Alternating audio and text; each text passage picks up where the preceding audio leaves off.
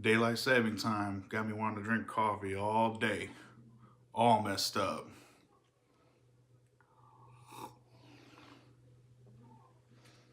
But I suppose with that said, there's a lot we need to get into this week. So with that, let's get started with Street Talk.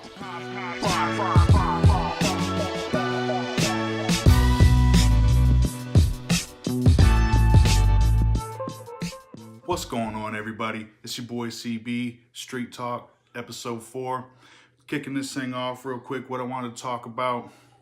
Last weekend, a bunch of tornadoes rolled through Alabama. 23 people lost their lives last weekend in those tornadoes. And what I want to say, and I want to send my condolences out to those families and to that community in a time of need, and hopes that they begin to heal and repair and move forward. Shout out to Lee County, Alabama. Our hearts are with you, I swear. Moving on, one of the things that I wanted to talk about here. In the news this week, it turned out that there was a bunch of hip-hop artists that went up to the Supreme Court to actually defend the right to use certain language in their songs. And what this stems from, and you can see it above, is a Pittsburgh artist back in the day by the name of Mayhem Mall was sentenced to 2 years in prison for terroristic threats and witness intimidation because he put out a song that bared the resemblance of an NWA song from back in the day. I won't say here, you can only guess what it was. So they put him in jail for 2 years. So you get rappers or up at the Supreme Court fighting for the right to be able to use language in songs. We're talking about free speech. We know what hip hop artists talk about. It's not so prevalent so much these days. A lot of hip hop artists have moved on to talking about different things, but these things still exist. The last time I saw an issue like this was Eminem having to justify his language in front of a Congress under oath because they thought that his words incited craziness amongst the kids out on the street. So now you have rappers at the Supreme Court level. There's a lot that goes into this. There's a lot more that's going to come of this. And as this develops, I'll continue to talk about this and I'll continue to send those updates out there. The third thing I want to talk about this week, and it's kind of political. It's been out there for a long time. A lot of people talk about it. A lot of activists talk about it. You'll see it out there all the time. So the Department of Homeland Security Secretary went in front of Congress and talked about border security and how the president's emergency at the border is not a made-up thing. People are crossing now more than ever. Families are being separated. There's detention centers where they're split up. Families are being deported back while their kids stay here. There's a lot going on with this and a lot of mess with this happening. The defense secretary said that the issue on the border is not manufactured. The crisis, there's a lot of people that have gone to the border and who report nothing, that nothing is happening. But I think what we have to understand is that the border is long. It's so long. And so where you choose to go, there may not be anything happening. But we've got all these migrant groups coming from South America into Mexico that want to make their way up here. And I realize these migrant groups, they do not have access to current events and things like that. They don't know the state of the U.S. when it comes to migrants and things like that coming. So they're kind of clueless. They're hoping to come up here and get a better life. The president of Mexico has offered visas to those people who want to stay in Mexico to make a life for themselves, to escape the violence that's going on in South America right now. But the report also talked about they've arrested 73,000 people trying to cross the border illegally this year. That's a huge jump from what it used to be. I don't know that it's a crisis. This is why we have Border Patrol. They're down towards our southern border. They're up towards our northern border. But I think what we fail to understand is that a lot of people come in by way of planes, boats, and things like that, and then end up kind of falling through the cracks and doing what they do. And that's how a lot of them get here too. So this is out here.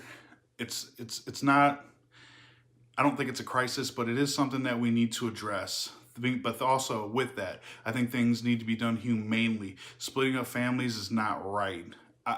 There are laws and there are reasons why they get split up, and I get that when it comes to detention and detaining.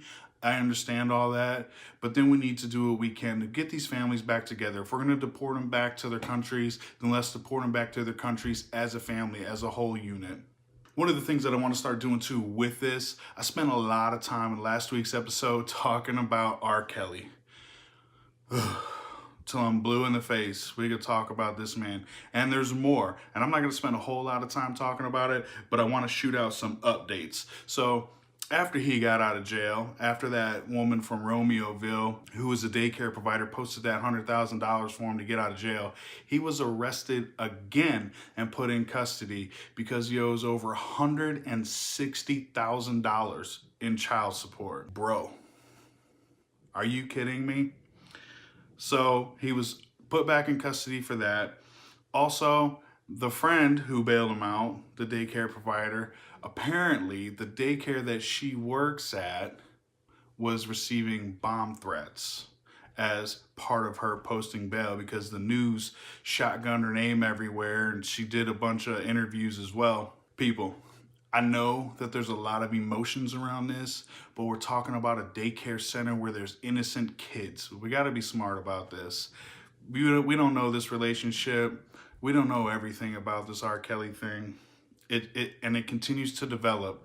There's already what they think now is the third video of him and his antics with a possible underage woman, girl.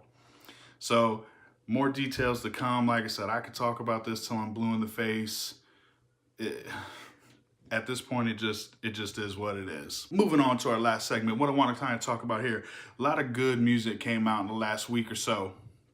And one of the ones that I want to talk about is Juice WRLD. So he came out with his sophomore album, Death Race for Love. His freshman album was out there, A World on Drugs. It was okay.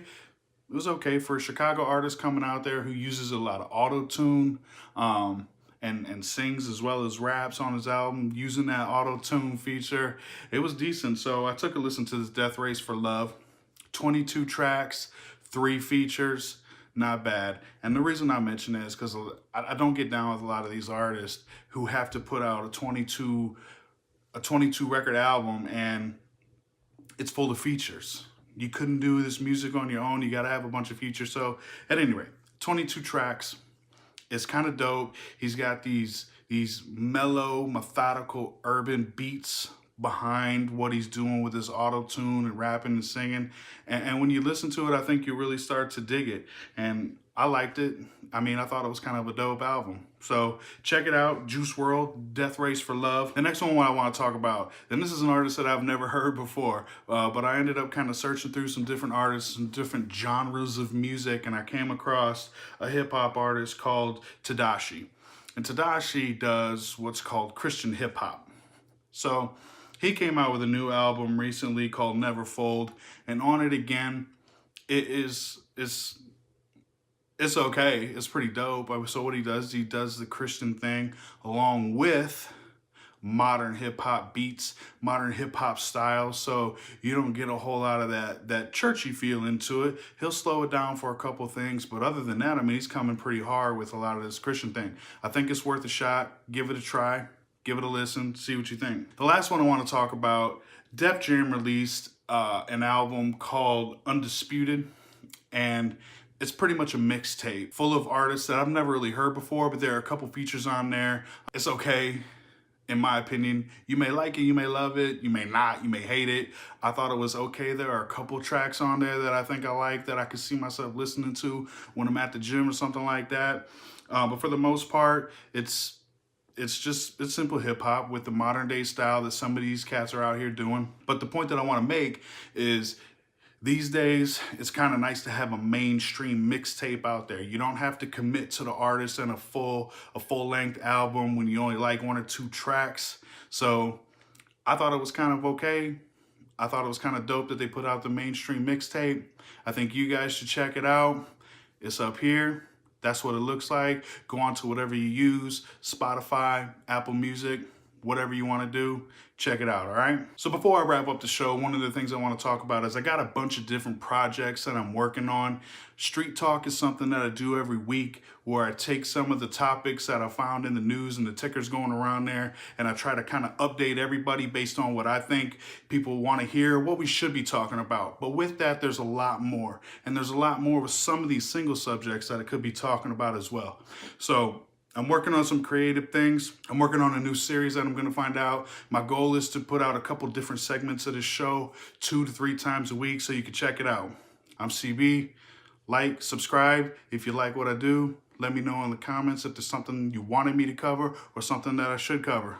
Until then, peace. Hey, hey.